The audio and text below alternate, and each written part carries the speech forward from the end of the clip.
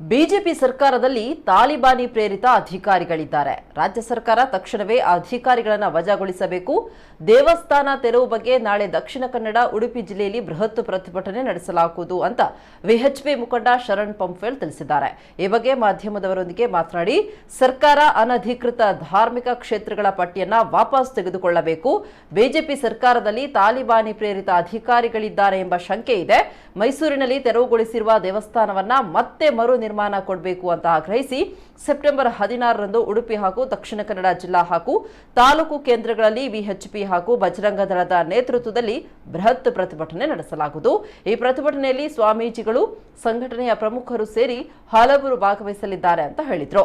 ಇನ್ನು ಇದೇ ವಿಚಾರಕ್ಕೆ ಸಂಬಂಧಪಟ್ಟಂತೆ ಪುತ್ತೂರಿನಲ್ಲಿ ಪ್ರತಿಕ್ರಿಯೆ ನೀಡಿದ ರಾಜ್ಯ ತುಳು ಅಕಾಡೆಮಿ ಅಧ್ಯಕ್ಷ ದಯಾನಂದ ಕತ್ತಲ್ ಸರ್, ಸರ್ಕಾರ ಈ ಬಗ್ಗೆ ಮತ್ತೆ ವಿಮರ್ಶೆ ಮಾಡಬೇಕಿದೆ. ಶತಮಾನಗಳ ಹಿಂದೆ ಆರಾಧಿಸಲ್ಪಟ್ಟ ದೇವಸ್ಥಾನಗಳನ್ನು ತೆರವುಗೊಳಿಸುವುದು ಸರಿಯಲ್ಲ. ಸುಪ್ರೀಂ ಕೋರ್ಟ್ ಆದೇಶ ಪಾಲನೆ ಮಾಡುವುದು ಎಲ್ಲರ ಕರ್ತವ್ಯ. ಆದರೆ ಸರ್ಕಾರ ಈ ಬಗ್ಗೆ ನ್ಯಾಯಾಲಯಕ್ಕೆ ಮನವರಿಕೆ ಮಾಡುವ ಕೆಲಸ ಮಾಡಬೇಕು. ದೇವಸ್ಥಾನಗಳನ್ನು ಉಳಿಸುವಂತಹ ಕಾನೂನನ್ನು ಜಾರಿಗೆ ತರಬೇಕು. ಭಕ್ತರ ಭಾವನೆಗಳಿಗೆ ಧಕ್ಕೆ ತರುವ ಕೆಲಸ ನಡೆಯಬಾರದು ಅಂತ ಹೇಳಿದರು.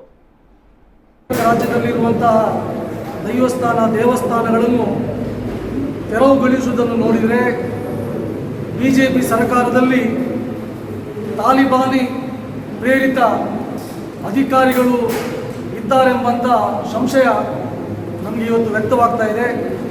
ಹಾಗಾಗಿ ನಾನು ಸರ್ಕಾರಕ್ಕೆ ಆಗ್ರಹವನ್ನು ಮಾಡ್ತಾ ಇದ್ದೇನೆ.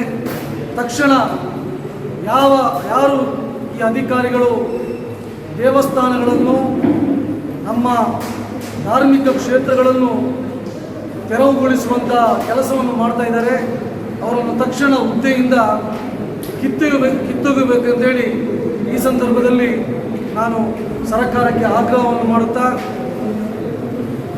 ಈ ಘಟನೆಯನ್ನು ಖಂಡಿಸಿ ಮತ್ತು ಮುಂದಿನ ದಿವಸಗಳಲ್ಲಿ ಇಡೀ ದಕ್ಷಿಣ ಕನ್ನಡ ಮತ್ತು ಉಡುಪಿ ಜಿಲ್ಲೆಯಲ್ಲಿ ಯಾವ ದೇವಸ್ಥಾನಗಳ, ಹಿಂದೂ ಧಾರ್ಮಿಕ ಕ್ಷೇತ್ರಗಳ ಪಟ್ಟಿಯನ್ನು ಮಾಡಿದಿರಿ, ಆ ಎಲ್ಲ ಪಟ್ಟಿಯನ್ನು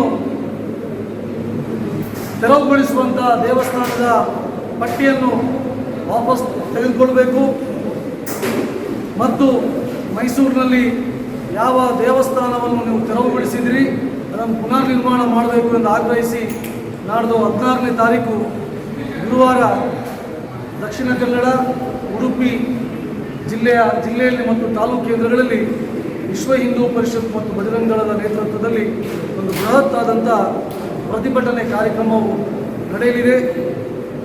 ಈ ಪ್ರತಿಭಟನೆಯಲ್ಲಿ ಸ್ವಾಮೀಜಿಗಳು, ಸಂಘಟನೆಯ ಪ್ರಮುಖರು, ಬೇರೆ ಬೇರೆ ಗಣ್ಯರು ಭಾಗವಹಿಸಲಿದ್ದು ಕಾಣ್ತಾ ಇದ್ದೇವೆ. ಅದು ಕೂಡ ಈ ಸಂದರ್ಭದಲ್ಲಿ ಕೆಲವುದನ್ನು ಕಾಣುವಾಗ ಬಹಳ ನೋವಾಗ್ತದೆ. ಹೃದಯವನ್ನು ಸೂಜಿಯಿಂದ ಚುಚ್ಚಿದಂಥ ಅನುಭವ ಆಗ್ತದೆ. ಕರುಳನ್ನು ಬರ್ಚಿಯಿಂದ ತಿವಿದಂಥ ಅನುಭವ ಆಗ್ತದೆ. ಯಾಕಂತ ಹೇಳಿದರೆ ಇವತ್ತು ನಾವು ಅರ್ಥ ಮಾಡ್ಕೊಳ್ಬೇಕು, ಸುಪ್ರೀಂ ಕೋರ್ಟ್ನ ಒಂದು ಆದೇಶವನ್ನು ಯಾವತ್ತೂ ನಾವು ಗೌರವಿಸಬೇಕು. ಶಾಸಕಾಂಗ, ನ್ಯಾಯಾಂಗ, ಕಾರ್ಯಾಂಗ ಇದು ಸಂವಿಧಾನದ ಅಂಗಗಳು, ಅದನ್ನು ನಾವು ಯಾವತ್ತೂ ಗೌರವಿಸಬೇಕು.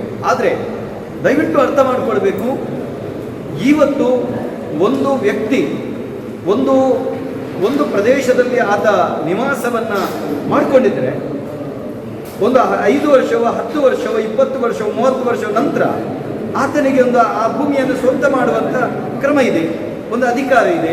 ಆತನಿಗೆ ಆ ಭೂಮಿ ಸ್ವಂತ ಆಗ್ತದೆ, ಆ ಮನೆ ತನ್ನ ಸ್ವಂತ ಆಗ್ತದೆ, ಹೆಂಡತಿ ಮಕ್ಕಳಿಗೆ ಬದುಕುವುದಕ್ಕೆ ಅವಕಾಶ ಆಗ್ತದೆ. ನಾವು ಗಮನಿಸ್ತೇವೆ ಅದನ್ನು.